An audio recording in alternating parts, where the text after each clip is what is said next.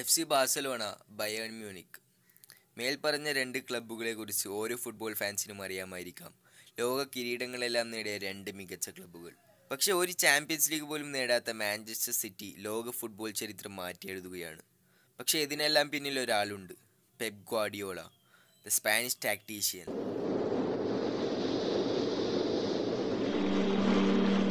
2016 Manchester City കോച്ചായി നിയമിച്ച Pep Guardiola ലോക ഫുട്ബോളിലെ മികച്ച കോച്ചുമാരിൽ ഒരാളാണ്.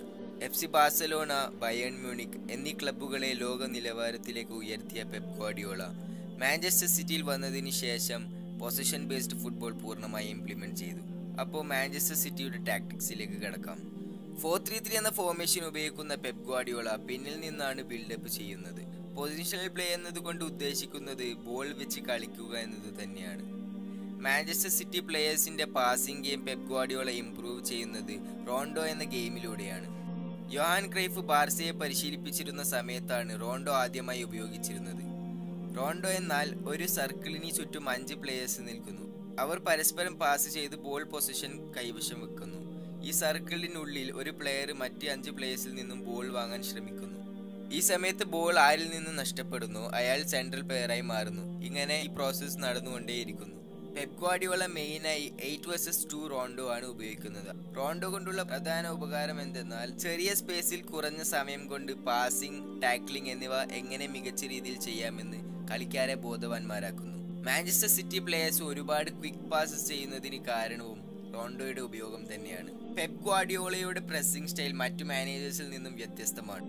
ഹൈ പ്രസ് ചെയ്യുന്ന മാഞ്ചസ്റ്റർ സിറ്റി മാൻ ഓറിയന്റഡ് പ്രസ് ആണ് ചെയ്യുന്നത്. ഓപ്പോസിഷൻ ടീമിലെ ഓരോ പ്ലേയേഴ്സിനെയും മാർക്ക് ചെയ്തുകൊണ്ട് പ്രസ് ചെയ്യുന്നതിനെയാണ് മാൻ ഓറിയന്റഡ് പ്രസ് എന്ന് പറയുന്നത്. ഇങ്ങനെ മാർക്ക് ചെയ്യുന്നതിലൂടെ ഓപ്പോസിഷൻ പ്ലേയേഴ്സിനെ ലോങ് പാസിംഗ് അല്ലാതെ വേറെ വഴിയില്ലാതാക്കുന്നു. ഓട്ടമൻഡി, ഫെർണാണ്ടിനോ, റോഡ്രി എന്നീ 3 ഡിഫൻസീവ് പ്ലേയേഴ്സാണ് ലോങ് ബോൾ ഓപ്പോസിഷൻ സ്ട്രൈക്കേഴ്സിലേക്ക് എത്തുന്നതിൽ നിന്ന് തടയുന്നത്.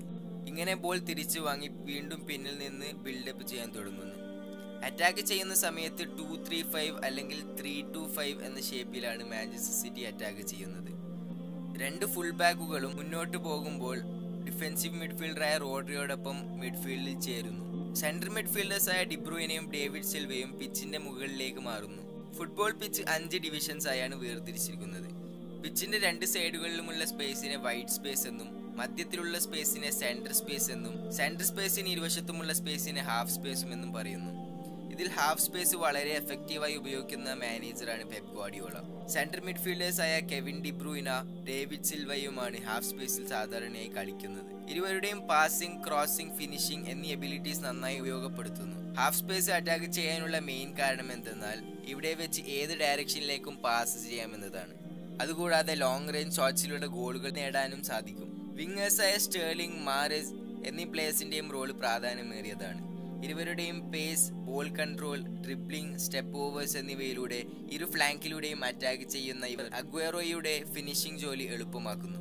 എതിരാളികളുടെ ഡിഫൻസ് കടന്നു പോകാൻ ബുദ്ധിമുട്ടുള്ളപ്പോൾ ഡിബ്രൂയിന, ഡേവിഡ് സിൽവ എന്നിവരിൽ ഒരാൾക്ക് ബോൾ നൽകുന്നു, ക്രോസ് ചെയ്യുന്നു. എതിരാളികൾ സെൻട്രൽ മിഡ്ഫീൽഡേഴ്സിനെ മാർക്ക് ചെയ്യുമ്പോൾ ഫുൾ ബാക്സ് ഓവർലാപ്പ് റൺസ് നടത്തുന്നതും നാം കാണാറുണ്ട്. മാഞ്ചസ്റ്റർ സിറ്റി ഡിഫെൻഡ് ചെയ്യുമ്പോൾ ഉപയോഗിക്കുന്ന പ്രധാന ടാക്ടിക്സ് ആണ് ടാക്ടിക്കൽ ഫൗൾസ്. എതിരാളികളുടെ കൗണ്ടർ അറ്റാക്സ് തടയാൻ വേണ്ടി ഫൗൾ ചെയ്യുന്നതിനാണ് ടാക്ടിക്കൽ ഫൗൾസ് എന്ന് പറയുന്നത്. ഫെർണാണ്ടിനോ, റോഡ്രി എന്നീ 2 പ്ലേയേഴ്സിൽ ഒരാൾക്കാണ് ഈ ചുമതല. ഇങ്ങനെ മാഞ്ചസ്റ്റർ സിറ്റിയെ ലോകത്തെ മികച്ച ക്ലബ്ബുകളിലൊന്നായി മാറ്റിയിരിക്കുകയാണ് പെപ് ഗ്വാർഡിയോള. ഇനിയും വലിയ ഉയരങ്ങളിൽ എത്തുമെന്ന് നമുക്ക് പ്രതീക്ഷിക്കാം. മറ്റൊരു ദിവസം മറ്റൊരു വീഡിയോയുമായി വരുന്നത് വരെ